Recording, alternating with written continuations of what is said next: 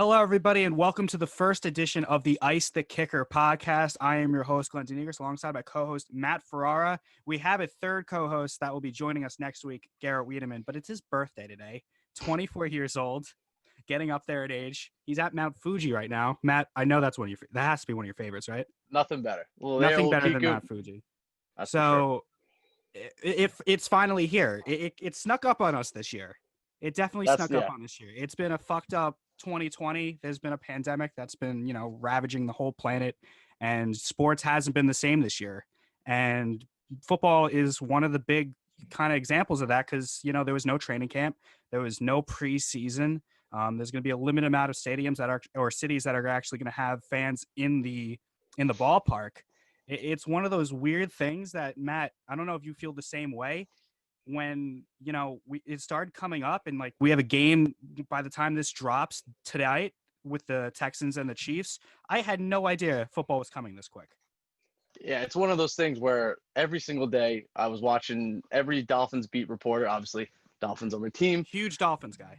Yeah, every single day I'd be like, what happened at practice day? What happened at practice today? And then training camp lasted a solid maybe 2-3 weeks, and realistically, like we said, the game's tonight.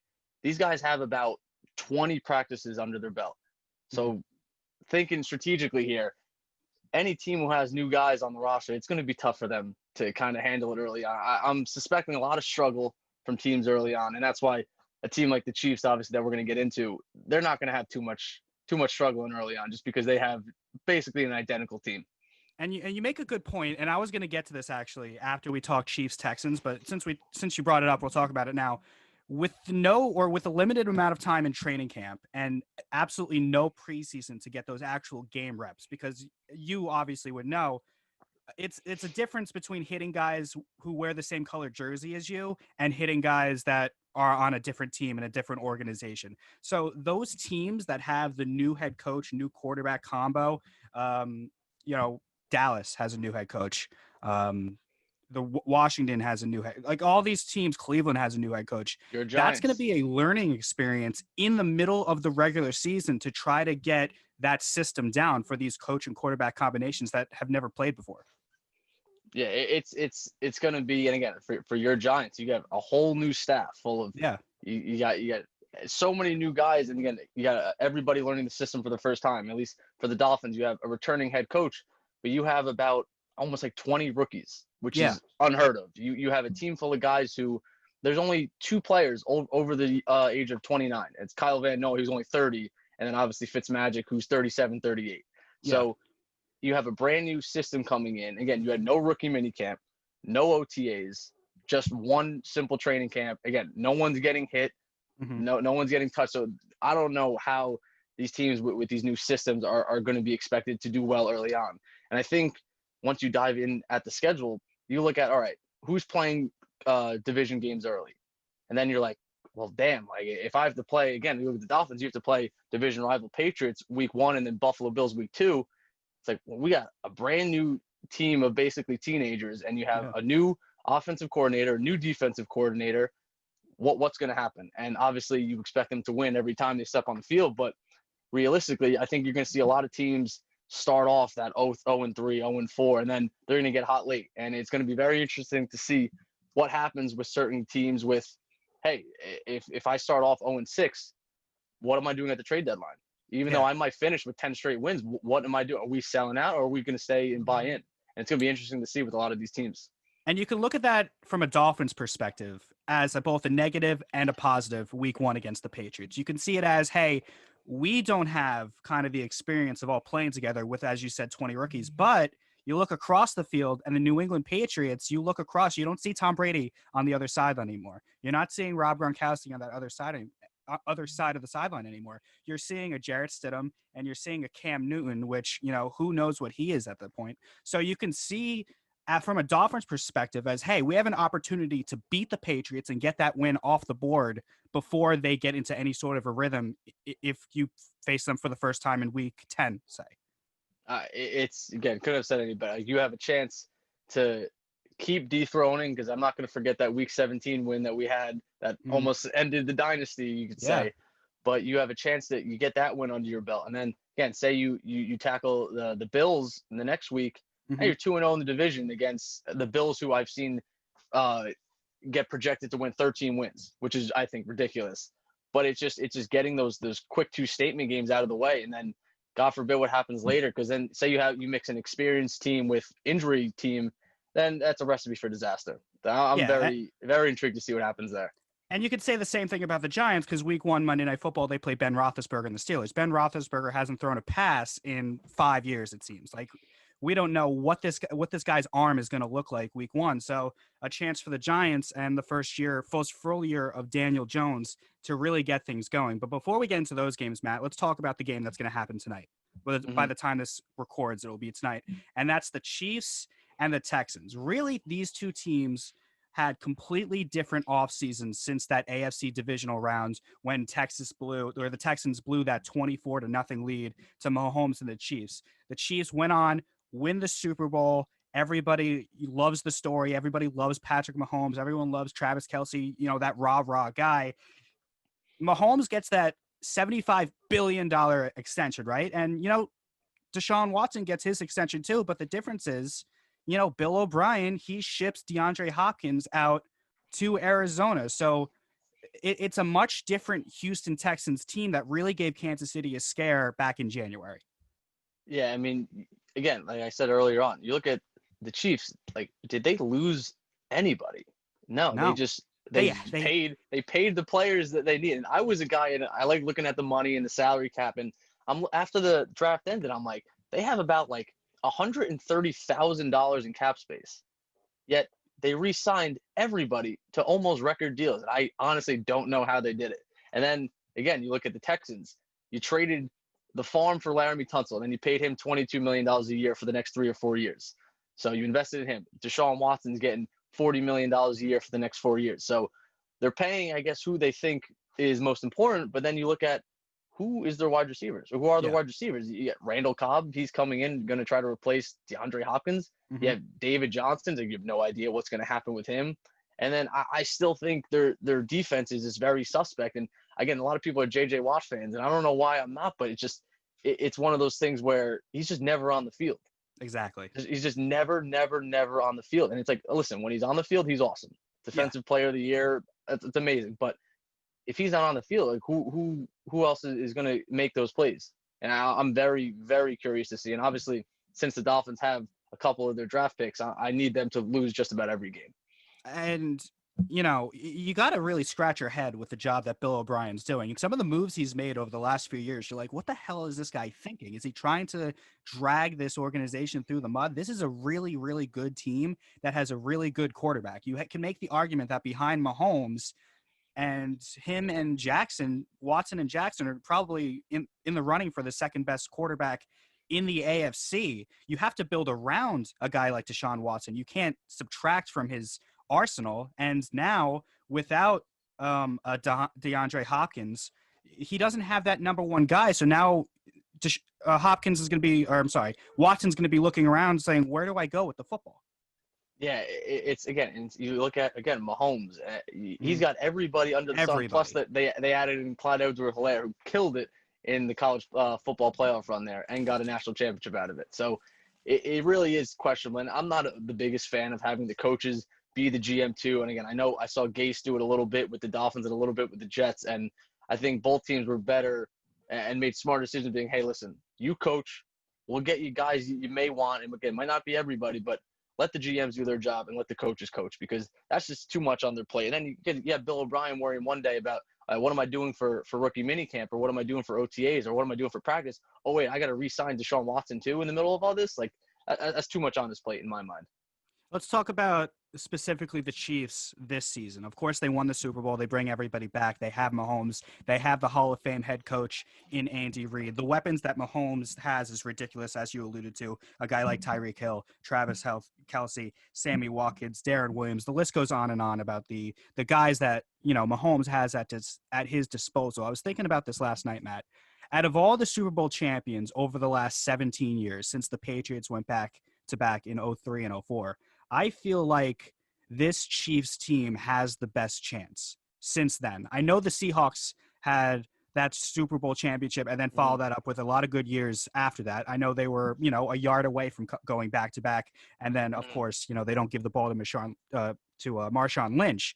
But this Chiefs, top to bottom, from the first guy on the roster to the 55th guy on the roster, has to be the deepest team in the NFL going into 2020. And in a season, Matt, where, you know, this COVID thing is hanging over everybody's head, they have the most experience of playing together as a unit, and that's going to benefit them in the long run. Yeah, and again, just like referencing what we said earlier, they don't really have many guys coming into key positions where they need to learn a whole new system. Like, again, Clyde Edwards-Helaire, he comes in, he's the running back.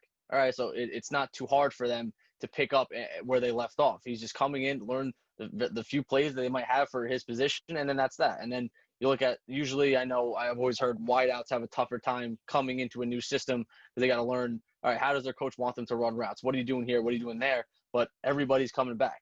And the same thing defensively. Everybody's coming back. It's just every single guy on their team is coming in, and they should expect to win every single game and probably every single game handedly. I mean, they had a magical postseason last year.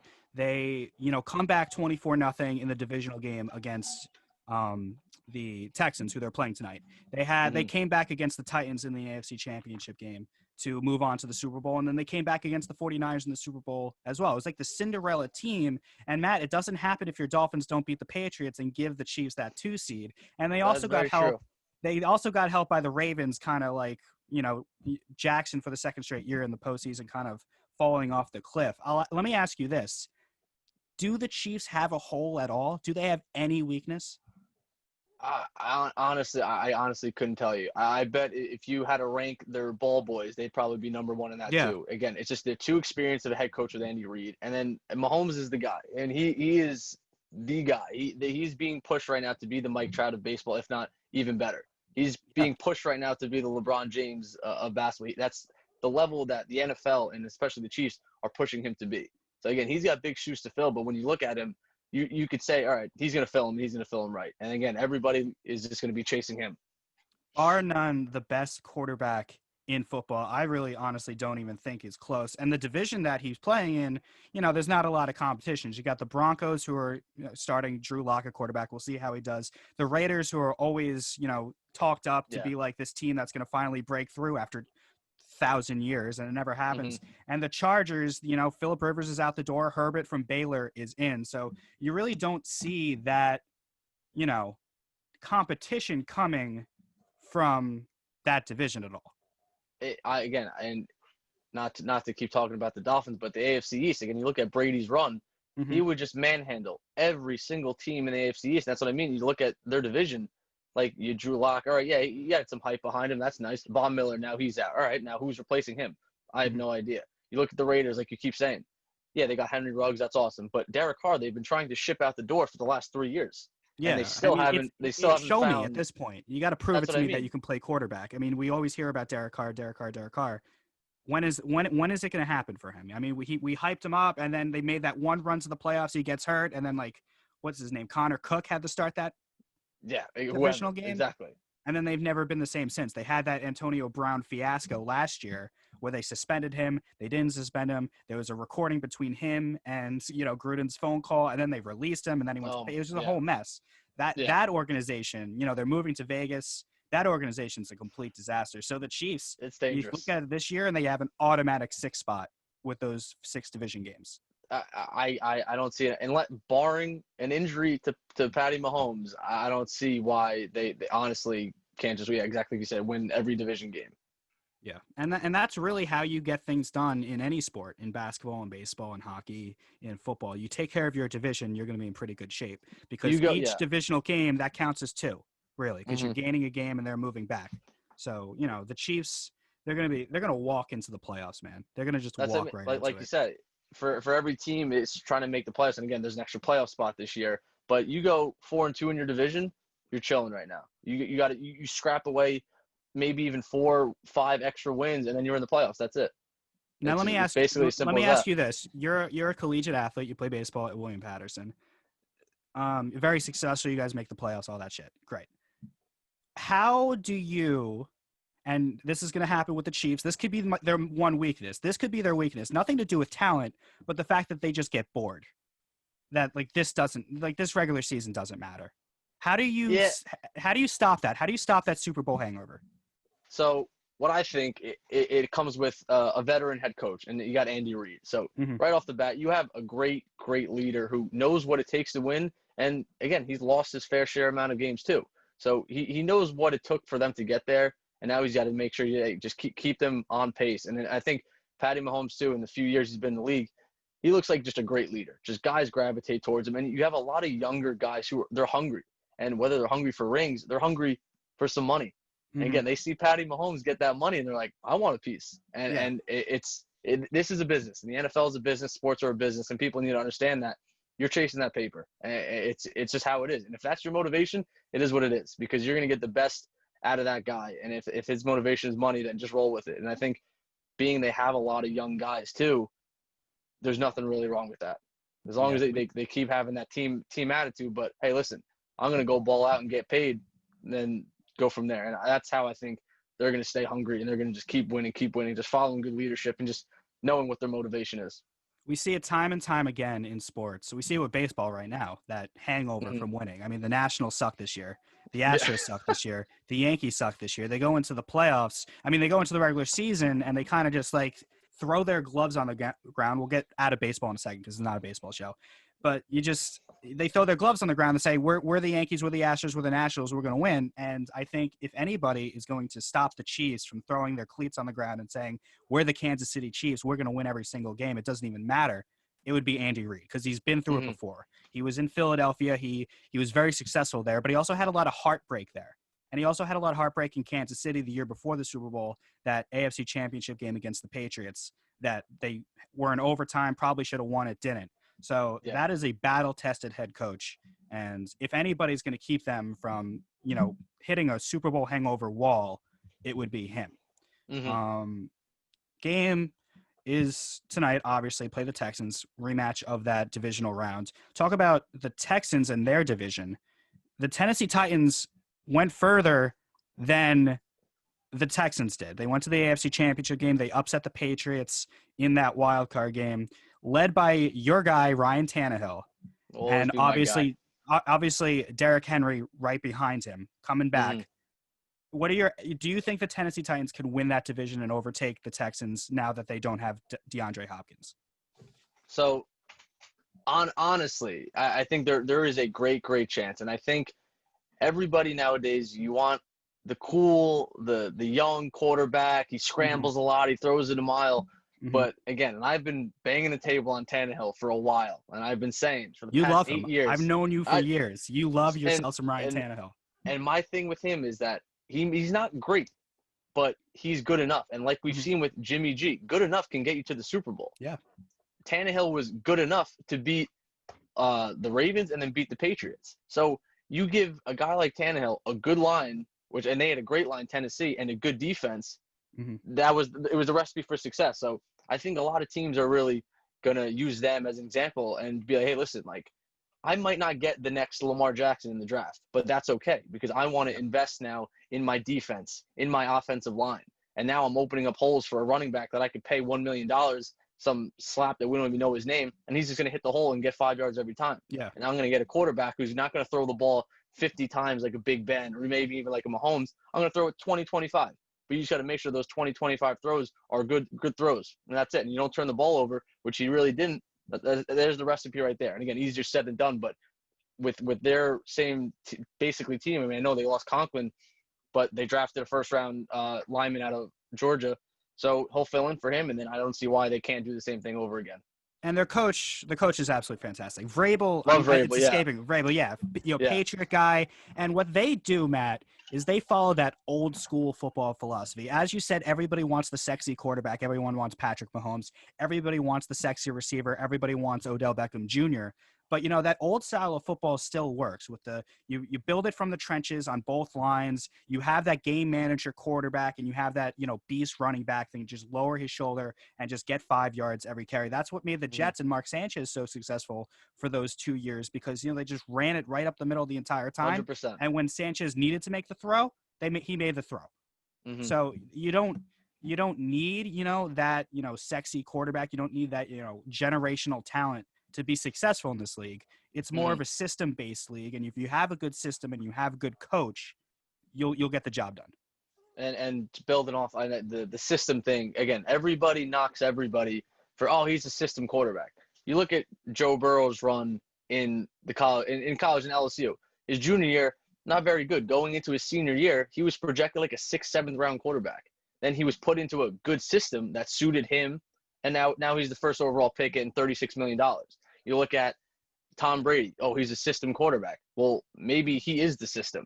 Maybe he does all these things super well. He throws the ball really well. He's super smart where he could change up the looks and audible and everything like that. It's just, I honestly think that the term he's a system quarterback is kind of it's just kind of lazy, because I think every team has a system, and then that's just kind of how it is. He can't fault, like Tom Brady cannot fault himself, or Joe Burrow cannot fault themselves for being in a good system. We shouldn't knock a quarterback for being successful in the system that they were brought into. Yeah, and you can't really say, and we kind of fall into that trap all the time. I'm sure I do it. I'm sure you do it as well. When you say system quarterback, you almost like say that as like an insult, but it shouldn't be an insult. No, it's 100%. It's we people use it, and again, every time we talk to our friends and stuff like that, it's he's a system guy, he stinks. He's a system guy, he stinks. Jimmy G's a system guy, he stinks. Well, Jimmy G he made it to the Super Bowl. So I don't care if you're a system guy. You win me a Super Bowl, you could throw the ball twice a game. I don't care. Call him a system guy all you want. You get a ring on your finger. That's what matters. Yeah, how many times we've seen Brady over the last 2 decades when he goes back to pass and he throws the ball, it's like a little 6 to 8 yard check down to a wide receiver that doesn't have a defender within 20 yards of him.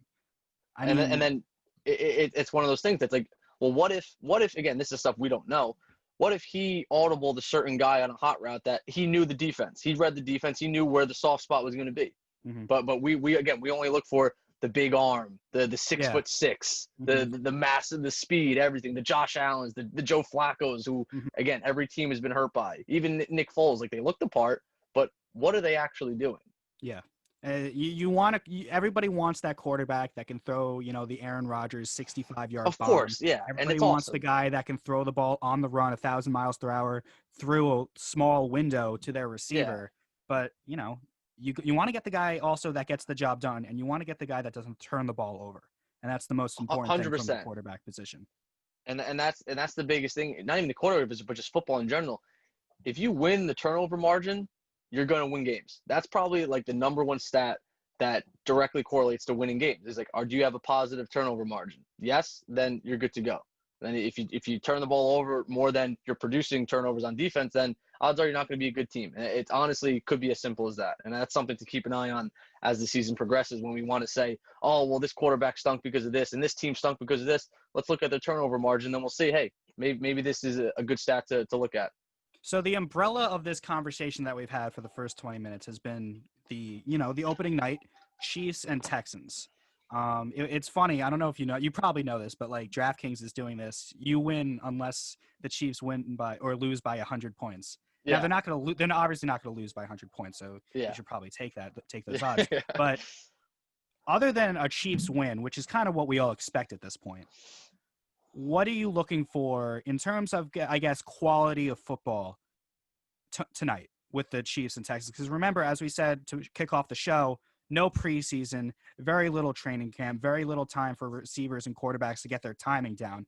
Are you concerned for tonight and kind of the first 3 weeks of the NFL season of not getting the best quality of football, kind of getting a sloppy brand of football throughout the league? So, yeah, great question. So I think, again, specifically for tonight, you're going to see the Texans struggling a little bit. I have a feeling, again, just a little feeling that you're going to see Watson just scrambling around a lot, not knowing what to do with the ball, a lot of sacks, a lot of hits, and the Chiefs are just going to be slicing and dicing the whole field, the whole game. That's how I predict it to be. And kind of same thing. I suspect that if you have, again, with the young quarterbacks, or say even the young offensive line, they got to communicate and know, all right, how am I going to block Aaron Donald? And if I don't know how to do that and I miscommunicate, someone might get killed on the field. It might be in the quarterback position. So it's going to be, I definitely think the first 3-4 weeks, it might be a little oh shit moments for a lot of these young guys, especially these rookies that are going to kind of be thrown into the fire at positions where, hey, they need to know everything that's going on. I think what you're going to see over the first 4 or 5 weeks of the season, Matt, is not only, timing between receivers and quarterbacks not really there. Receivers not running clean routes, not running the right routes. You're going to see those. But what I really do think you're going to see is a lot of technical mistakes, holding penalties, delay of game penalties, too many men on the field penalties, because those are a lot of things that they button up so well during training camp and during practices during the week that you don't even notice it from the naked eye as a fan, and that are very complicated things. Who's coming in, who's coming out, the audibles, the what you say in the huddle, the snap count on 1, on 2, on 3, silent snap count. The challenges from coaches. Yeah, exactly. So it's going to be very sloppy, and I think you're going to see a lot of, starts and stops. I think you're going to see a lot of long football games in terms of the duration throughout the day. I would 100% agree there. So let's talk about the second big story of the NFL. We talked about the Chiefs and their, attempt to repeat for the first time since the Brady Patriots. And now Brady's not on the Patriots anymore. So let's segue into the Tampa Bay Buccaneers and the New England Patriots. Obviously the Buccaneers, everybody's favorite Buccaneer. Everyone's favorite team is the Buccaneers now. And Tom Brady's jersey, Tom Brady and Ron Gronkowski's Tampa jerseys are just flying off the charts. I think they're both in the top 10, if I'm not mistaken. What are your true expectations of this Buccaneers team? Do you think they could overtake the New Orleans Saints? Because, Drew Brees is still there, and this is going to be the last rodeo for him, his quote-unquote farewell tour with the Saints. Do you think they have the talent to overthrow or to dethrone the Saints in that division? I think yes. And again, obviously the old saying is defense wins championships, and the Saints defense definitely has the edge on the Bucs, but shouldn't sleep on the Bucs because they shoe up the middle. You have Shaq Barrett coming off of league-leading sacks. The only kind of position of need, I would say, would maybe be cornerback and safety that might get beat a little bit. But offensively, I mean, the amount of points I'm expecting them to average is going to be ridiculous. Yeah. I mean, it's just Godwin, Mike Evans, Gronk, and you got Brady, obviously, Fournette. You got all these guys, and you have Arians, who he's an offensive guy. So I think you're going to really see all the Brady haters. And I know people will say I should be one because I'm a Dolphin fan, but I'm a big fan of just respecting game. And he's got it. Tom Brady has got game, and there's no doubt about it. And I still think at his age of, 43? 44, he's going to prove that he's not a system guy per se. He's going to come in. I think he's going to ball out. And then every Brady hater is going to be like, well, damn, now I got to eat this pretty much.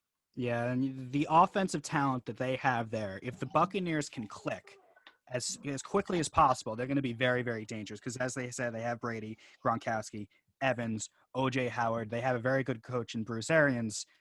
That Saints team isn't something that should be overlooked, though. I mean, Drew Brees always comes up, and he always shows up, and he always plays. The last 2 years, they've had their hearts absolutely broken. Remember the NFC Championship 2 years ago? They had that terrible call on that pass interference, and then they lost, I think, in overtime on a last-second play to the Vikings last year. This is the Minnesota Miracle there. This is Drew Brees' last rodeo, and he only has that one Super Bowl. You can say he should have more. You can say the same thing about guys like Aaron Rodgers. That Saints team is also very good, and they're so dangerous in that dome, even if there's not going to be, the 70, 80,000 fans. Yeah, I think, again, you talk about good leaders and you talk about just great players. I mean, Drew Brees, he's that. Again, and that's what I mean. We talk about he's not the sexy quarterback who runs a 4.5 and he's not 6'6" or have a cannon, but he gets the job done. And he gets the job done every single day of practice, every night when he's playing, and it's awesome to see. And it's definitely one of those things where, hey, this is it for him. So he's going to empty the tank and give it every single thing he has to his team, to the city of New Orleans. And it's going to be really, really interesting to see. And kind of just building off that, you're going to see a lot of changing of the guard in with kind of the NFC there. I mean, you have Rodgers is, again, he's awesome, but who is he going to be in 3-4 years? So that's obviously and why they got Jordan Love for a reason. They know something we don't know. And again, you got Brees. This is it after. Is Jameis the guy after him? Who knows? You got Big Ben. He's on his last year of his deal too. You got again, same thing with Brady. Again, he's, even though he's Mr. Incredible over here and just doesn't age, but he's definitely on the back end of his career. And you're going to see a lot of guys that we grew up watching and fantasizing over having on our team. They're going to be gone. So who is really going to kind of step up and be those guys? And besides the Mahomes, who we already know is the face of the NFL. Yeah, and we got Mahomes, you got, Watson, you got Jackson. Those are all in the AFC. You got a Baker Mayfield in the AFC. You got now Joe Burrow in the AFC. The NFC, I'm trying to think about it. You still got Russell Wilson. You still got, I don't like Prescott. I don't like his game. I'm not just saying that because I'm a Giants fan. That's fair. Yeah, that's fair. Jones, calm down with the fumbles a little bit, and I'll be a little bit happier. But who's Dwayne that? Haskins? Yeah, who's that guy? Who's that NFC quarterback? Who's of the future? I'm struggling to really think about it because I really don't know. It's going to be interesting, and again, it might be if say the Chicago Bears end up with the #1 pick, it might be Trevor Lawrence for years to come. Yeah, and hopefully for your Giants that you don't want to see him in the NFC every year. I don't want to see him. I'm still very upset that Daniel Jones decided to throw 5 touchdowns against the Redskins in Week 16, and that I don't get Chase Young now, and now he goes to the Redskins. But we'll get to the Giants and the Dolphins a little bit later. I want to kind of finish up our conversation about the NFC South with Brady and Breeze. The other teams in that division, they're trying to figure it out. The Panthers, they have Matt Rule coming in as the head coach. Their quarterback is going to be Teddy Bridgewater, who they got from New Orleans, and then Atlanta. It's a sad story what happened to Atlanta over the last. There's another years. Changing of the guard with Matt Ryan possibly. There's another guy. They blew that 28-3 lead, and the franchise in general has never been the same. Yeah, I mean, again, you couldn't have said any better. And you look at the struggles with Julio Jones in the red zone. Not even him personally, but just they don't throw him the ball. And again, Dan Quinn's been on the hot seat for God knows how many years. And they started off, 0-7 this year? And then they had a miraculous win against the Saints on the road. And that basically won them the job. And now they're, all right, we're gonna keep playing. We're not gonna rebuild. We're gonna keep spending money, keep doing this. And then you get a guy like Todd Gurley. It's kind of wild in a sense. It's what is he doing for you? And that's your big signing after kind of being stuck in the middle per se for in football terms. So it's going to be really interesting to see. And again, I don't see how the Buccaneers don't win that division. Again, I think the Saints are going to put up a very, very great effort there. But I think just it's going to be too much offense for any team to handle, at least in that division. Well, luckily for the Saints or whoever doesn't win that division, it's a expanded playoffs this year. They have that extra wild card. So, there's a lot of teams that normally wouldn't be in it week 14, 15, 16, 17 that are going to be like, hey, if the ball bounces the right way, we can find ourselves in. That's where I'm 100%. Crossing my fingers with the Giants. I'm sure you are too. I'm with you there. But the Dolphins can surprise people if the Patriots, take that step back. But before we get into the AFC East, one more little button up with Brady. The Max Kellerman video comes up on Twitter seemingly every year. He goes on First Take and he's like, Brady's going to be a bum in short order. Fast forward 5 years, he's not. I think Brady is just a psychopath. When is this going to end? And I've been hoping it's been going to end for the last 5 years. I know Garrett, if he was here, would be saying the same thing. And every single year, it just doesn't end. It literally just does not end. Again, you look at last year. Offensively, they weren't the best, but then they have a historically good defense. Yeah, they're putting up insane amount of points and touchdowns and sacks and turnovers. That's what I mean. You talk about the turnover differential. Tom Brady doesn't turn the ball over. Yeah, he'll get you 16 to 20 points a game on his own, and the defense did an insane job just keeping every team under that. And again, that's it. You really look at the recipe there, and it's just something that I'm really seeing is that you need the defense. You need the defense. You need the trenches, like you said, and you need that offensive line. And with the offensive line, you see Brady has definitely a pretty good one again. I mean, they drafted Tristan Wirfs in the first round. I'm sure Brady probably handed him that selection himself, get him some protection there. And then it's going to be really interesting to see. And it's terrible to say, but unless there's some catastrophic injury, what is stopping this guy? Yeah, and I think what's really going to help him for the first time since really, Randy Moss, he's had someone to throw to. Everybody talks last year, and I'm glad we're on the same page where we don't believe in this, where, last year, is this the end of Tom Brady? He didn't have that great of an offensive season. Who did he have to throw the ball to? Who did he have to hand the ball off to? I mean, I feel like Robert Kraft kind of was like, Brady, just figure it out. Belichick was like, hey, Brady, figure it out. Now he goes down to Tampa. Gronk comes out of retirement. He has O.J. Howard. He has Mike Evans. I think this could be more of a resurgence for Brady if you can even imagine a resurgence at 40 That's what I mean. for a guy that's still fantastic. And, he could put up MVP numbers with the team that he has. It's so crazy to think about, like you said, a resurgence after the age of 40 in a sport like football. Mm-hmm. Like that just doesn't happen. But again, you surround him with not just good guys, but great guys at the wide receiver position. Instead, you look at, again, you got Godwin, you got Mike Evans, you got Gronk. Last year they had Sanu, Edelman, and you had N'Keal Harry sparingly because he was hurt. Like the two don't even compare, and it's absolutely crazy. Like you said, it's almost like Bob Kraft did him a disservice. And honestly, I feel like they kind of pushed him out the door. And like Bob Kraft allegedly said that if he wanted to be a Patriot, they would have made him a Patriot. But I don't think that's true. I think they were ready for a new, fresh start. Brady was definitely ready for a fresh start, and now he's got the freshest start you could possibly ask for. I hope one day, and I'm sure it's going to happen. We saw The Last Dance over, back in May when we were all shut down and not allowed to go outside. I would love a Brady Belichick kind of Last Dance type documentary to see all the behind the scenes shit that went on during those 20 years. And especially at the end, I feel like Brady knew, like midway point last regular season, that he was done there. So again, it's just like you just watched him when he was on the field. It just looked almost uninspiring. And obviously Belichick doesn't show many emotions, but it looked like something was off. Like just there was a little tick in that relationship there with him, with McDaniels, just with everybody. And you saw it kind of break apart when allegedly Brady was like, get Jimmy G out of here. And he was supposed to be the heir to him. So then they shipped him off, and apparently that caused a little rift. How true that is, I don't know. But you definitely saw that Brady didn't want to give up his spot. And then it basically turned into, all right, well, we're not going to, I guess, invest per se in the year at hand. And he's like, all right, well, now I'm gone. And then now they're both kind of starting fresh. And the Patriots got Cam Newton, and then now Brady's in sunny Tampa Bay right now. And it's hard to make anything work after 20 years because you know how to push the other person's buttons after 20 years, whether it's, player coach, whether it's your relationship, whether it's your friendship with people. After so many years knowing each other, it's easy to, fall into like a pattern. It's easy to not be inspired.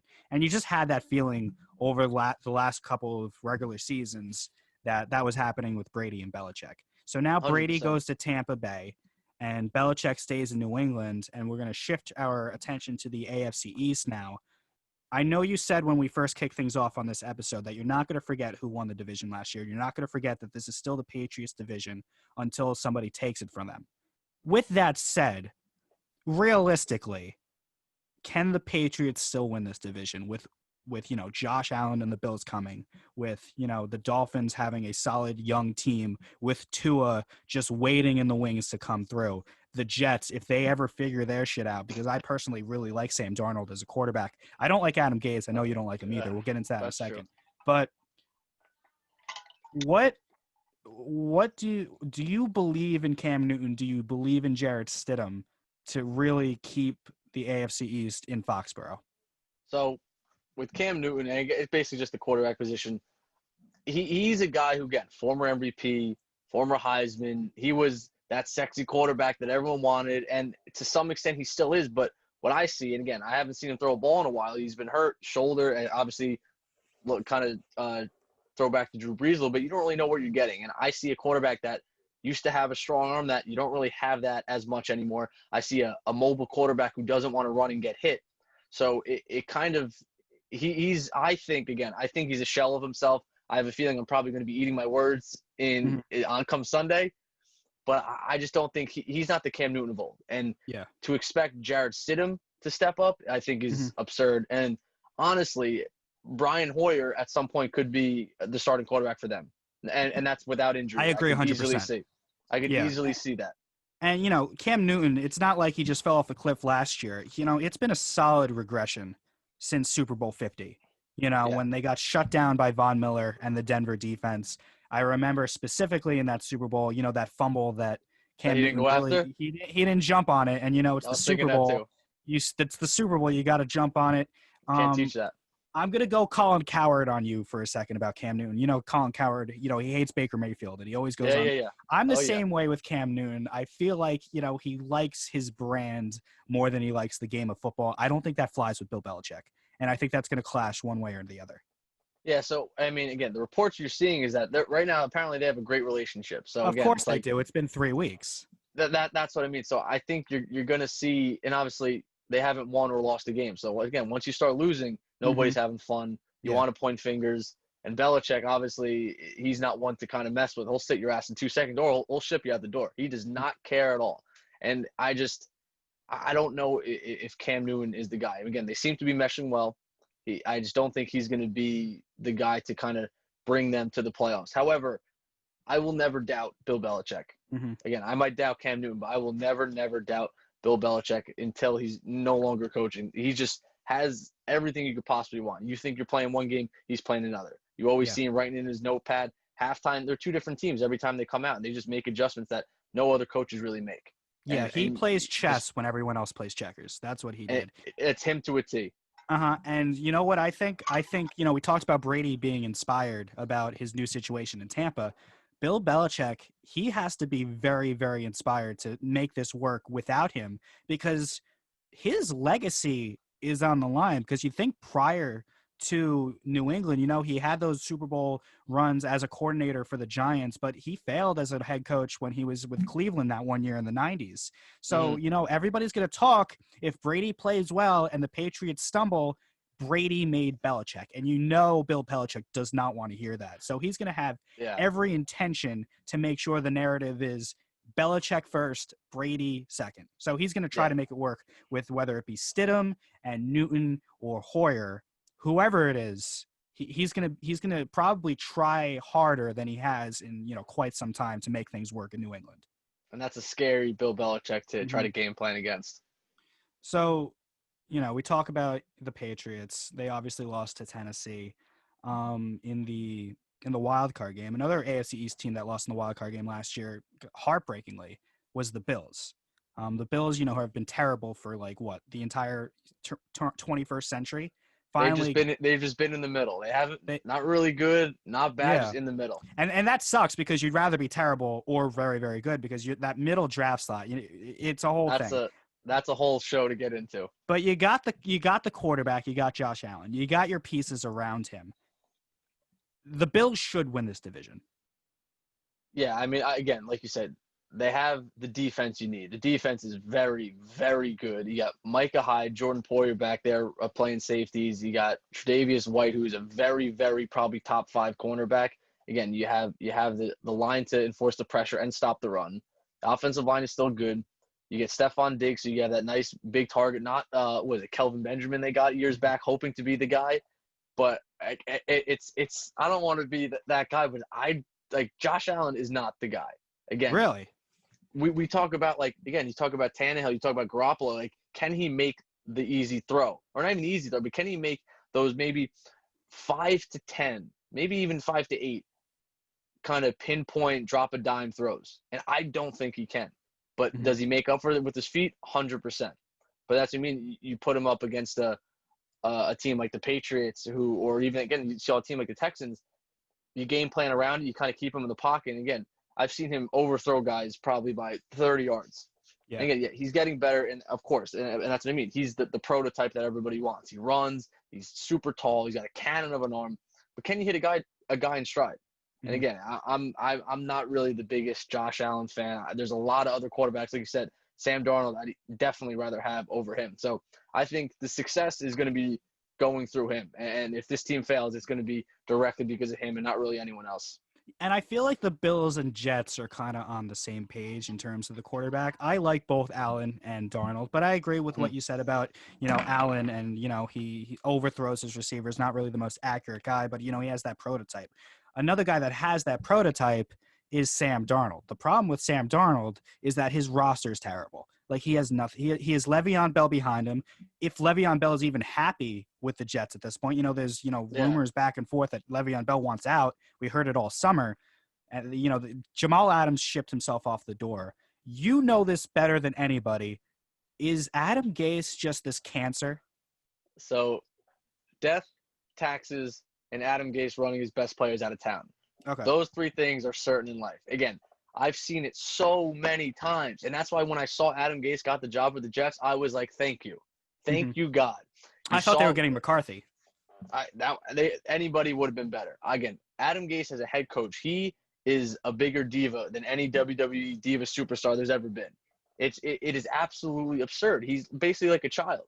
He claims to want these alpha males, but if you have a bigger personality than him, or if you're a bigger alpha male than him, he's like, no, I'm going to ship you off. Jarvis Landry, gone. Kenyon Drake, gone. Jamal Adams, gone. Le'Veon Bell, basically wanted gone. So you get to a point like, who do you want? Yeah. I really don't know. Jay Ajayi, gone. The list goes on and on. Mike Pound, it's ridiculous. There's too many guys, and he's, again, not Sam Darnold, because I think he is a good quarterback that, again, definitely needs some help. Definitely needs some help. But Adam Gase is going to be the reason this team loses. And that might be obvious to say because he's a coach, but I think just him as a coach, and not even the X's and O's, but just as a leader. He is not a leader of men. And you see that, and no one wants to follow that guy to the promised land. I'll follow Bill Belichick. I'll follow Andy Reid. I'll definitely follow Brian Flores anywhere they want me to go. And I'm sure the same with you and Joe Judge. Love me some Joe Judge. We'll get to that. That's what I mean. So Adam Gase is not that guy. And the whole organization baffles me because I remember back in April's draft, they drafted an offensive lineman first round pick. Yeah, and of course, that's fine. Everybody could use another, 100% premier offensive line talent. But when you let Robbie Anderson go, and you really have no receiver, and in a draft class that is just packed with superstar receiver talent, to not get a receiver off the board first round baffles me. Yeah, it's one of those things where, again, a lot of those good receivers, they kind of came late. Like Jefferson, Raygor, they were kind of back end of the first round. One of those things where, hey, why not try to trade into the first round? Or you sack up and you pay Robbie Anderson the $10 million he wanted, and you get him back. But now you have, again, Denzel Mims, I think, is going to be a good player. But like I said before, the wide receivers have a very tough time, obviously, besides quarterback, learning the system and learning where they need to go. So it kind of it's not going to be his year one. Yeah. But again, it's like who else? Perryman, he's fast. That's nice. But he was option number 3 with the Buccaneers, and they're expecting him to be the guy. Quincy Enunwa, he's done. I think he's too hurt or everything like that. Yeah, he gets hurt every year. And it's tough because it's like you look at Darnold, you're like, get this man some help, and it's like finally they got you got Becton, which is, again, I think that's awesome. But like you said, like, would it have made more sense to maybe get a guy like Conklin? Because a lot of like the linemen they kind of picked up weren't really those premier offensive linemen. They were more like that second tier kind of like low risk, high reward guys, which, again, if it works out, that's awesome. But maybe invest a little money in that offensive line, and then you get a guy like Henry Ruggs or Jerry Jeudy or CeeDee Lamb who could possibly those were all sitting there. I mean, CeeDee Lamb fell all the way to the Cowboys. That's what I mean. You get those guys, and then now you have that crazy connection. You got Darnold to Jeudy, Darnold to Ruggs, Darnold to Lamb. Like, that's what you're gonna sell hope to fans, and you're gonna get this offense exciting. Because right now, I don't see really, nothing really jumps off the page. And like basically who are you game planning for in that team?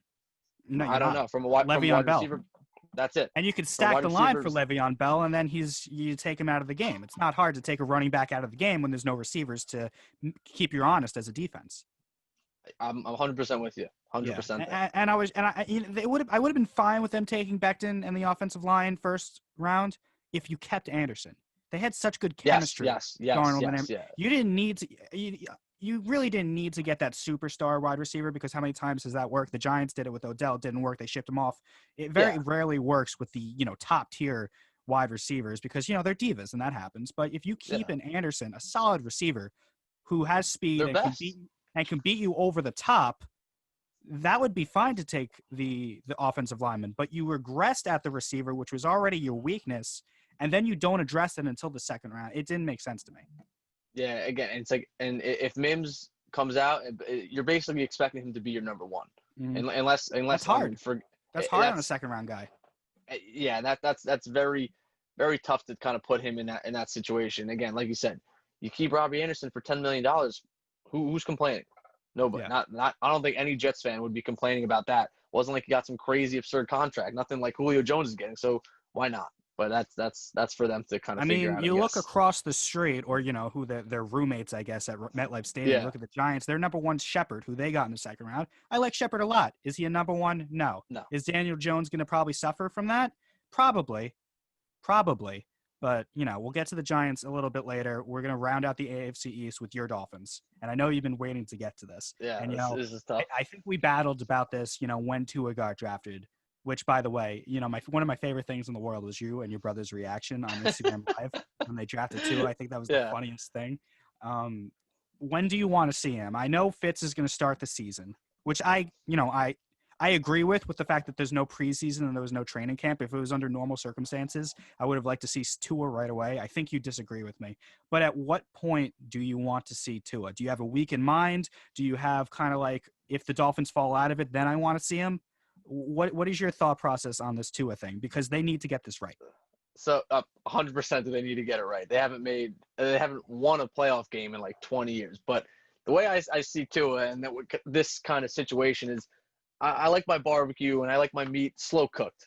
Let's keep it in the smoker for a while. You like to smoke it, yeah. Yeah, keep it in. Let it marinate. You can't microwave. You can't microwave ribs. You can't microwave a brisket.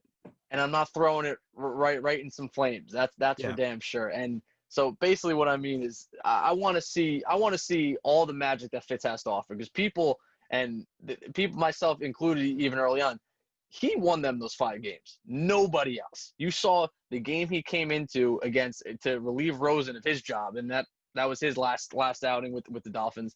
Came in against the Redskins, and then they came back, scored like 14 unanswered points, and then obviously they fell up short, but you beat the Jets. You beat the Colts on the road the next week. You beat the Patriots. You beat the former Super Bowl champ Eagles. You beat the Bengals. Obviously, that's not really impressive, but you put up 34 points. He single-handedly, first of all, Devontae Parker should be thanking him. Everybody on that offense should be thanking him, because he got Parker paid, basically. He's winning them these games. And I don't see why, with an improved offensive line, you have 4 brand new offensive line compared to last year, and about $240 million invested into this team, why they can't eventually be successful. But going back to Tua, if anything, I see, all right, unless Fitzpatrick is the only reason that they're losing games, then maybe you make the switch. I'd still rather wait for him to maybe come in, say, November, the earliest, because give that hip, again, terrible injury, give it a year. Just give me a year, whatever it is, and then now you're ready to go. Obviously, he's full systems go right now because he's QB2. So there's no one behind him, and he's got Fitz in front of him. So Fitz, say you can test positive for COVID, Tua is your guy. But if anything, I could see kind of, if they become out of the race, whatever, even though it's probably not going to be for a while if they do come out of the race, hopefully, maybe you see Tua week 13 against the Bengals and Joe Burrow. I see a little just first 2 quarterbacks off the board. And I think that might be – I think pretty sure that game might be on national television too. I think that might be the first time you see him, barring any injury. But I'm still kind of buying into the magic with Fitzmagic. So you're okay with Fitzpatrick, especially if the Dolphins are competing week 16, 15, 16, 17. You're good with Tua not playing this entire season if, Fitz is doing his thing and they're competing for that last wild card. Are you okay with that? Or would you rather, not punt the playoffs, but, realize you're not going to win the Super Bowl this year. That's not going to happen. But kind of like how the Giants did with Eli back in the day. They had Kurt Warner. The Giants were in contention, but they threw Eli Manning in anyway because they thought he was ready regardless of whether or not they were winning with Kurt Warner. So if they're in the playoff hunt, by Thanksgiving, do you think Fitz rides it out the rest of the way, or do you think Tua is a shoo-in to play November, December? I think Fitz is going to be – he's going to be the guy for probably the whole season. Unless, again, something that we don't see, and that's the whole Mahomes situation is he was – again, when Alex Smith was quarterback, he was tearing it up in practice. Yeah. Tearing it up. So if I start seeing those reports that Tua is just dropping dimes left and right and tearing up the first defense in practice – then maybe I'll consider maybe him coming out a little earlier. But until I hear that, I don't want to just kind of throw him into the fire because, it's obviously he'll learn. But I don't want to see it be a situation where, you can't get any worse, because that's no way to really kind of build a quarterback in my eyes. Because, again, you see Rodgers, he waited. You see Mahomes, he waited. Again, and I know there's a lot of guys who are successful that didn't wait. But it's just, again, you have 4 new linemen, 2 or 3 of them are probably going to be rookies. I'd like to see if maybe they hold up and maybe they could block somebody, because you don't want to throw them in really, especially early on. And then it's like, all right, now they're playing, say, the Rams and Aaron Donald. We're just going to get destroyed the whole game. It's like that. No one's getting better in that situation. Again, I still think Fitz, he's a great turnover kind of guy, awesome leader. The guys still gravitate towards. So it's also, you run into a situation where it's still his locker room. So you don't want to kind of chop the legs off the house right there, or chop the foundation off if people aren't really buying into another quarterback yet. I'm not saying Tua is not going to be the guy, because he's going to be the guy. But either way, it doesn't matter. But it still fits his locker room. It still fits his team. And Coach Flores obviously still loves Fitz. So it's going to be him, I think, week 1 to 17, and hopefully in the playoffs. Now, what you don't want with Tua, and I think you're kind of like going on this track, you don't want like a Dwayne Haskins situation where he's not ready and the team's also not ready for him as well. Because, Haskins came in, that one game against the Giants, and then throughout the rest of the season, he didn't look good at all. Like, no, so you need to make sure Tua is ready to play, and you need to make sure that the team is ready for Tua to play. So it's a tango for two people. And also, again, we talked about early on in the show that there's no rookie minicamp, there's no OTAs. Tua has legit had 20 probably practices, and the first probably 5, 6 of them were no pads. Like, this guy needs to see some live. He hasn't thrown a ball in a meaningful game since November. So it's like, again, everybody, he's injury prone, blah, blah, blah.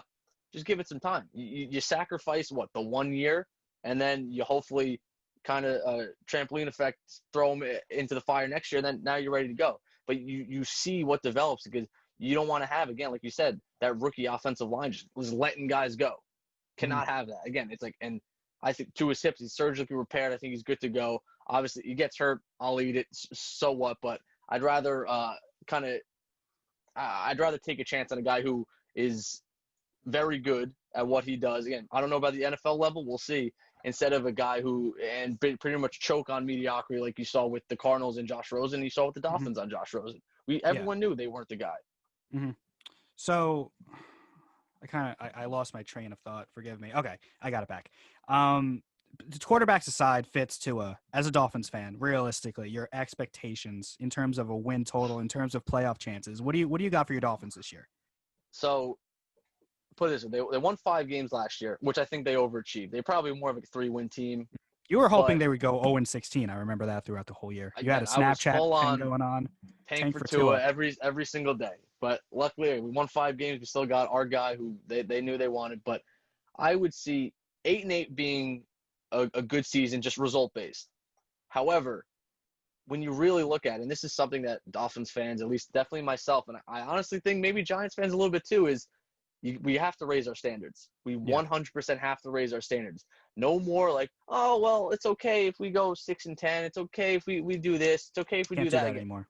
Granted, last year, again, for the Dolphins, we were in a full-blown rebuild, and I think the Giants are obviously a year ahead of us. And again, am I expecting the Dolphins to go 13-3? No. But with a Brady-less Patriots and a Josh Allen, who I don't think could hit the red side of a barn, why couldn't you win the division? Jets. And that's what I mean. So why couldn't you at least compete for the division and steal that 7th spot, or at least just be fighting for it come week 17? That's it. I want to play some meaningful games come December. That's it. And I think it's the same thing with the Giants, is that, oh, well, we had a rookie quarterback. Oh, well, we had this. Well, all right, it's one thing to have the rookie quarterback, but there's no excuse to say kind of be shitty everywhere else. Yeah. And then we have to basically say it's not okay to be okay anymore. Again, we're investing so much time and effort, and we're buying jerseys, and then we're paying for tickets and everything like that, and they're putting that product on the field. So I think we need to raise our standards of certain guys, and at least definitely with the Dolphins, and I think definitely with the Jets too, especially. I know Garrett, he's not here to say it, but he hasn't been like we're going to make the playoffs kind of guy. He's been more of a, well, like, we're still not there yet. So you're not there yet. It's like you're in what, year 4 of Darnold? Mm-hmm. So when exactly? Yeah, maybe year 3. When are you going to be there?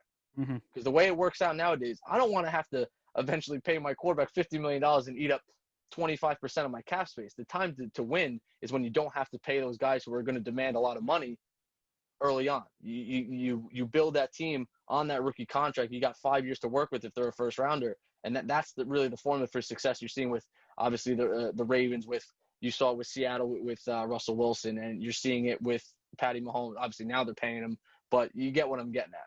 Yeah, and I think you need to adopt that, why not us kind of attitude. I mean, you got that extra wild card. Brady's gone.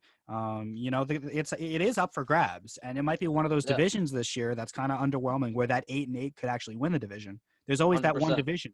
There's always that one division. Remember 100%. That famously the Seahawks went in at 7-9 and they beat the Saints. That Marshawn Lynch famous run. There's always that one division where that 8-8.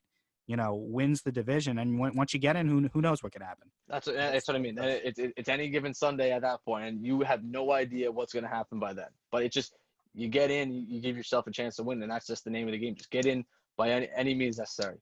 Let's move on to the NFC East as we are rounding out this, first episode of Ice the Kicker, which is on the Caps On Sports, network, created by, our good buddy Tyler Blumenstick. Let's start at the top with the NFC East. You got the Cowboys and Eagles. They're probably going to be the two teams that are going to be there at the end battling for that division. The Eagles won it last year. The Cowboys kind of collapsed towards the end, subpar play from Dak Prescott. Jason Garrett out the door.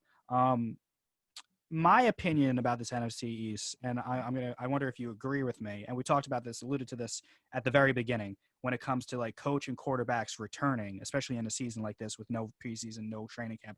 I think the Eagles are at a major advantage with Peterson and Wentz returning. They've played together for a number of years. They know each other. They know the system. Now, the Eagles, they had a few injuries so far, but I think the Eagles are still the team to beat in this division. I think the Cowboys need to figure out some stuff. I think, Dak Prescott, I think he regressed last year. I think he took a step back. They have brought in Mike McCarthy, great coach, Super Bowl winning coach, but it takes some time for someone to adjust to a new franchise, especially when you don't have the reps that you would under a normal season. We'll get to the Jets and Redskins, the Giants and the Washington football team, whatever you want to call them in 2 seconds.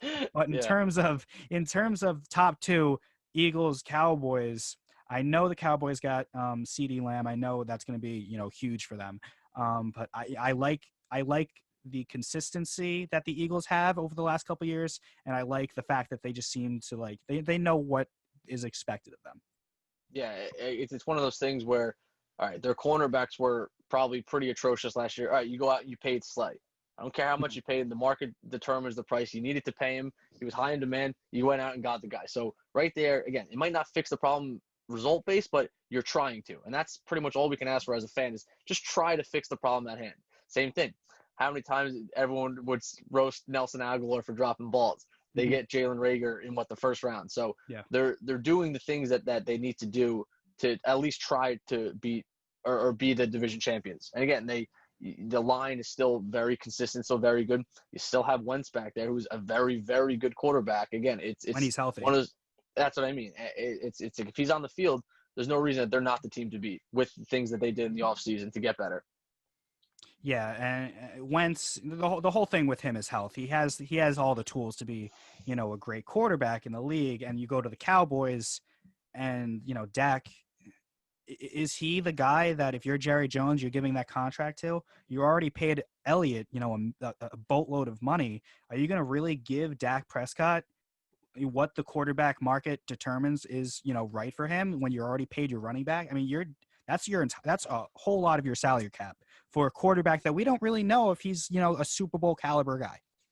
Yeah. Again, you look at Patty Mahomes, every single person, player, analyst, coach, whatever is like, I will invest whatever for this guy. It's simple as that. And the fact that Dak Prescott, you're questioning, is he my franchise quarterback? I don't know. So am I going to invest $40 million, which is, as of right now, is probably what it's going to take to get him? That worries me a little bit because, like we said, you're eating up a very, very large chunk of that salary cap. And again, they have, not to put Andy Dalton on a pedestal because he's not the greatest, but he's a very average quarterback. And it's like, is he a guy that can win you some games? Yeah, probably if you put the right pieces around him. Yeah, the Bengals have made the playoffs. They never had success in the playoffs, but they were a pretty good playoff team, and they won the division a couple times. They were a perennial team for about 3 or 4 years. So it's one of those situations that, like, again, Dak's still playing on that 1-year franchise tender of $33 million, whatever it is. But it's Jerry Jones again. He's not going to be like, I'm going to pay you whatever you want because I don't think he wants to. Because again, you're going to see these changing of the guard quarterbacks at these other places. What if Jerry Jones say next offseason said, all right, Rodgers, I want you because they want to ship Rodgers out? Or what if he said, all right, Big Ben, I'll take you. I'll take Matt Ryan off his team. He'd be more than willing to do that. And instead of paying Dak $40+ million for probably the 5+ years he wants, like I just that's dangerous. I can't see it. I don't think he's worthy of it. He hasn't shown me enough. It's just again, it's like statistically. I remember the Thanksgiving game specifically last year he missed throws like crazy. You talked about Allen, how he misses throws. Prescott was throwing it just directly into the turf, and there was nobody there. And they started 4-0, and they played a bunch of bad teams. But then it's like once you start playing good teams, it's like you didn't know what to do. Again, the division winners in the NFC East was 9-7. It was the Eagles. Yeah. And that basically came down to week 17. It's like you're telling me with all that firepower that you had on offense and Zeke and Gallup and you had Amari Cooper as well, that you're also paying a boatload of money. You couldn't figure out how to win games and outscore these teams. Like it was pretty mind-boggling to me. And I really think that Dak will not be a Dallas Cowboy. Yeah, I've never been a Dak fan. I don't know. He always rubbed me the wrong way. So, it's good for me. I hate the Cowboys. Yeah, despise them. With that. So there you go. I think the Eagles are still the cream of the crop. And then, Dallas, if they ever figure it out, if the light clicks for Prescott in year, I believe it's 5 now. We'll see what happens. To my Giants, you made a good point when you're talking about the Dolphins and kind of looping the Giants into it. Like, why not us? Last seed, they expanded playoffs. Daniel Jones to me last year, he showed me actually a lot of good things. I was not happy with the pick whatsoever when they initially made it. I was like, who the hell is this kid from Duke? Who the hell comes out of Duke in the NFL? Yeah. So, when he came in and he had that, game against the Buccaneers where they won in overtime and he made that huge comeback, I was laughing. I thought it was the funniest thing ever. But over the course of the season, he really showed me he can make the throws. He's obviously much more mobile than Eli Manning's ever been in his entire life. So that's important. The one thing that Daniel Jones struggled with was his fumbles. And that is something that needs to be tightened up. I mean, we talked about for, 15 years, Eli's interceptions.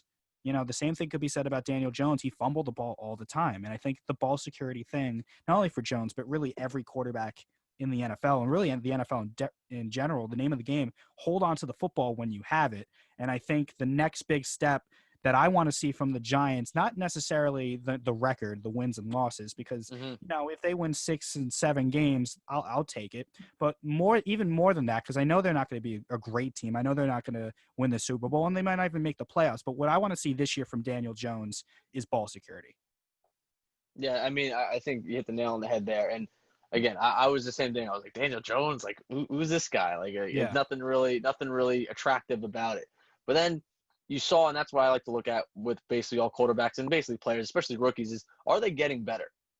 And then I really think that he did get a lot better from week 1 to week 17. You saw him really kind of take over a little bit of a leadership role. Obviously, big shoes to fill with Eli Manning. You still have that kind of awkward tension there. And I thought he did a great job coming in, kind of getting thrown into the fire a little bit. Clearly, you're stealing Eli Manning, who every Giants fan loves, basically. You're stealing his job. So the fans are already kind of strike one against you.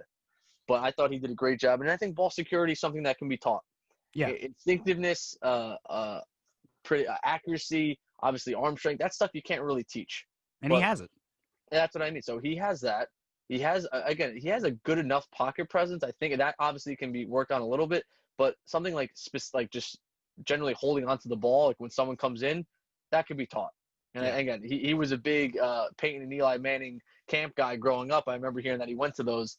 I'm sure they can teach him a thing or two about how to hold on to the football. And I know he put on some muscle too, so hopefully he worked out his hands a little bit too. But I still see that being something that could be easily fixed. And obviously with the offensive line help and Andrew Thomas, there's not going to be as many guys kind of getting on him as quick. So it's going to give him a second to breathe and a second to realize, all right, I don't have to be in panic mode right when I call hike. So I expect him to definitely take a leap forward. And you make a good point. Andrew Thomas, obviously, he's going to help the Giants immensely, as long as he doesn't end up like Eric Flowers did. That's a disaster. Never want to talk about him again. But my Dolphins now. Yeah, yeah, that's right. Yeah, he gets this new guy in this new coach in Joe Judge, and you watch the press conference. I was working for ABC at the time, and my job that day was to watch the press conference, and cut up like the best 4 minutes where he sounds most interesting, so we can send to our affiliates at ABC. And when I was working on it, I had such a hard time picking out certain points of the press conference to cut out because in a half-hour press conference, I was only supposed to get 4 minutes. 4 minutes. The entire press conference was phenomenal. The complete opposite of Pat Shermer. Like this guy, old school, hardcore Belichick football guy. I think this guy is really what the Giants need after two disasters in McAdoo and Shermer, who just weren't, as you wouldn't call Gase a leader of men. This guy seems like a guy who can lead his team. He's already like doing these weird things where he's making his grown men players run laps, and he's like doing push-ups to punish himself. I think this is a guy. Of course, they can start 0-4, and I can call for him to be fired. I hold right to say that. I hold my reservation to make that claim by week 5. But right now, as we're speaking, I think Joe Judge is the kind of guy that the Giants need. And again, like we talked about before, with the Eagles getting that cornerback that they needed, they're getting a guy who he's not just a Band-Aid. He looks like a leader, and you see him diving in the mud at practice, and everybody's kind of huddling around him, going nuts. Like that's the type of guys you want to see leading your team. Yep. Again, obviously, Bill Belichick probably isn't going to dive and tackle a football in the mud, but he just like, would you follow this guy? And the answer, I think, right now is yes. And again, it's tough to look at results, but you see, again, a younger team, I'm pretty sure, with the Giants, and they look pretty inspired as of right now. And you see like the pictures of them doing drills with the tennis balls on their hands to not hold. And again, that's little things that a lot of coaches, I think, honestly overlook. And it's like, if you don't penalize, if you're a team that's low in penalties, you're probably going to be pretty successful too. And that's something that Belichick and his Patriots teams always are good at. They never commit penalties, and they don't turn the ball over. And again, it's just you get that guy in Joe Judge with his press conference, and I watched it too, and it's just like, I'm fired up. Like, I'm ready to go.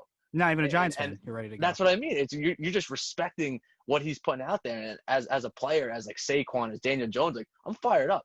And that's what you want to get to. And again, if it becomes that the X's and O's don't work out for him in his favor, oh well. But you tried with a guy who definitely could sell you some hope. And again, hope is a dangerous word, a dangerous thing for a fan. Dangerous of words. But again, like you said, you compare him to Adam Gase. They don't compare. I would not follow Adam Gase anywhere. But this guy, Joe Judge, I'd be like, I'd play for you. If you ever need a ball boy, I'd be like, I'm with you. I'll follow you into the dark. It doesn't matter. Because he's giving you that energy that these teams need, especially these younger teams. Because not everybody could have the Bill Belichick or the Andy Reids. So it's like pretty much who's gonna step up, and same thing we talked about with quarterbacks. Who's to be that next crop of coaches that are gonna step up and kind of take the reins? We're running out of time, but I do want to make one last point on the Giants before we move on. They need. We talked about and I agree with we're talking about the Giants and Dolphins. How it's not this year. You got to build. You got to build. You got to build. You got to build up the quarterbacks. Giants have a little bit of a catch-22 with that because of Barkley, and he's gonna be up for big money soon. And that was the whole problem with me with the Giants taking him, because they weren't ready to win. Now you kind of pick the running back as like the cherry on top of a Super Bowl winning team. The Giants decided to build off of Barkley, and they're running out of time with him. So I'm glad you brought that up, and I was going to write an article about it, but I might have to bring it up right now. Is I 100% do not believe in paying a running back. Again, I will admit neither do I. I don't either. I agree with the you. Dolphins have never had a premier running back since Ricky Williams. Mm-hmm. So I've never experienced that. Again, is the running back, the first running back, going to sell some jerseys? Yes. Is he going to put asses in the seats? Yes. But is that what you need? Again, you talk about it all the time, and I remember talking to all our friends and stuff like that. I'm like, you guys are crying for, we need some O-line. We need this. We need a better defense. And then it's like, all right, well, I'm fine with paying Saquon Barkley probably $20 million that he wants. And I talked about the past Super Bowl teams, Chiefs versus 49ers. You look at the running back 1 and running back 2 for each team. Damian Williams, $1.7 million. LaShawn McCoy, $3 million. You look at the Niners, Raheem Mostert, $2 million. Tevin Coleman, $3.5 million. Total salary is like a little over $10 million. So you're telling me for $10 million, I can get 4 quarterbacks that are obviously good enough to play in a Super Bowl? Yeah. But I want to pay Saquon. It's the same thing with finances and stocks. I'd rather diversify, because say you pay him $20 million and he's out for 3 weeks. Oh shit, then what? Mm-hmm. So and the list goes on about it. Doesn't the Super Bowl teams do not pay their running backs, and you take that extra money. Maybe you pay a couple guys $5 million here, $5 million there. You take that extra 10, you throw it into a premier lineman. Yeah, and I think again that's what I would do. Yeah, and I think that's the reason why the Giants need to, like, you know, they need to rebuild, and they need to do it the right way, but it needs to be a little bit of an accelerated rebuild, because it's going to be tough to, you know, sign Barkley and then build a team around Daniel Jones. That's going to be a tough thing to do. And it's going to be one of those things. Oh, my bad. No, go ahead. Make your point. I was going to say, it's going to be one of those things where that you better hope as a Giants fan, because, again, everybody wants him really, for the most part, to be re-signed. It's one of those things to be tough to swallow to not do it. But, again, and I've told my friends this a lot, and I'm just like, if the Giants start like 0-6, I was like, they might be saying, hey, who wants Saquon Barkley? Because maybe clearly he's not necessarily winning you games, so I'd rather at least get something for him. And odds are you're probably going to get a first or second rounder. So if I'm still going to lose anyway, or because I already started 0-6, so odds are the chances of making the playoffs are slim to none. Why not at least get something for him? Cut the ties, be like, listen, we're going to send you off. It's going to be terrible for the fans, but they'll accept it when a year later you start winning some games, and they'll be able to get over it, I think. But that's kind of my hot take for the night, is that if the Giants start that 0-5, 0-6, and I really think they're going to be fielding some calls for Saquon, and it's going to be a tough pill to swallow, but I do believe it'll be better for them in the end. And you go draft a guy in the second, third round, or you pay a guy $3-4 million. Yeah, it's definitely. I don't think it's as crazy as it seems. But not at all. You know, they can get an absolute haul for a guy like Saquon Barkley. 100%. You know, one more little fun thing we'll do before we wrap up this show. Can't believe it's been over an hour already. This went fast. I know. I can go all night. I know, right? You know, just wrap it up. You know, week 1's tonight. Let's do, you know, as we should, as any, you know, NFL podcast should, at wrapping up week 1, Super Bowl pick. I feel like we would both assume that the Chiefs are going to be back, but I'll let you you'll take the floor. Who's your Super Bowl matchup? It's so easy to say the Chiefs, and I'm gonna get baited into obviously to be the Chiefs in the AFC, but I really think that you're gonna see the Seahawks come out of the NFC. Wow, we have the same thing. I just, again, it's easy to say Tampa Bay, but I think they might fizzle out towards the end. And again, same thing, like Russell Wilson, Pete Carroll, that connection right there. That's dangerous, and that's who you want. And I think Russell Wilson is probably one of the most slept on just players. He's almost got the Mike Trout treatment out in the West right now, but he is so good. And you look at the teams he has, like really nothing crazy, like nothing crazy really around him, but he just wins games, and he just throws the team on his back and saying, "Let's go, you're coming for the ride," and I don't care what you have to say about it, we're going to win some games. So I really think you're going to see them take a nice run into the playoffs and into the Super Bowl. Still, obviously, probably lose to the Chiefs, but it's going to be a good run to watch. I have the same matchup, and we obviously, for those listening, we didn't plan this. Like, we literally did not plan this, but I have the exact same thing. Chiefs, Jackson needs to show me in the playoffs. I mean, 2 years in a row. Yeah. Can Jackson beat the Chiefs in the home? Yeah, I think they could, but you know, Jackson needs to play well. I mean, let's not forget what he did last year. It was absolutely phenomenal. Of course, yeah, of course. On the NFC side, you know, I agree. The Seahawks are definitely going to be there, or be around in the conversation. But I don't think you should sleep on teams like the Packers, of course. And you know, we went this whole show without mentioning the reigning NFC champions, the 49ers. I think, I'm hoping they don't have that like Atlanta Falcons kind of like decline after a tough loss. I mean, Kyle Shanahan was the offensive coordinator for that Atlanta team, and you know, a lot has been said about the play selection that they did, not throwing the ball. You know, Ryan takes that sack, and then the Patriots get the ball back. I hope that it doesn't happen again to him, because I think that 49er team is very good. I think the Packers are very good. I think they're going to be inspired to get, you know, Rodgers one more trip to the Super Bowl. But I think in the end, it's going to be the Chiefs and Seahawks. I think those are the two most talented teams. Yeah, I'm 100% in agreement with you there. All right, that will just about do it, Matt. This was our first show. It went quick. It was awesome. Yeah, it was awesome. It was a good time. It felt very natural, like we've done it before. That's what I mean. It's all we text about anyway. We have, but we do it through text. We haven't actually like been on a Zoom call. So that'll just about do it. This is the first episode of Ice the Kicker. Hopefully on Monday night when we come back for our, we're going to be regularly posting on Tuesday mornings. We're going to record after the Monday night football game, review the week, look at the next week and what's to come, and hopefully our third host Garrett will be a part of it next week. Can't wait to get the Jets fan on here. Oh my God, he's gonna be a mess. He's gonna be screaming. We're never gonna get a word in. It's gonna be great. Can't wait. So that'll just about do it. This has been the first episode of Ice the Kicker. My name is Glen and Matt alongside Matt Ferrara. I know so many Matts. I'm sorry. It's all right. I almost said I have a friend named Matt DeLuca. I want to shout him out. I have a friend named Matt DeLuca. So I almost said DeLuca, but I had to stop myself and say Ferrara. For Glen, I'm Glen Denegris. For Matt Ferrara. We'll see you on Tuesday. Adios.